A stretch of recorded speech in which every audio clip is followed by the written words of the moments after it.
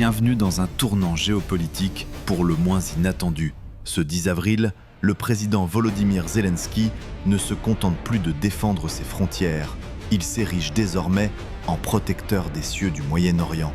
Le dirigeant ukrainien a fièrement revendiqué la destruction de nombreux drones iraniens dans plusieurs pays de la région, prouvant que son expertise n'a pas de frontières.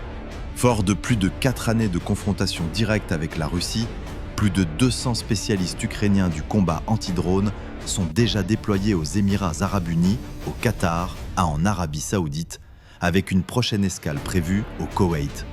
Pour Kiev, il ne s'agit pas de philanthropie, mais d'un modèle économique redoutable. En échange de cette protection contre les engins de type Shahed, l'Ukraine négocie du pétrole, des accords financiers et du matériel de défense pour ses propres infrastructures.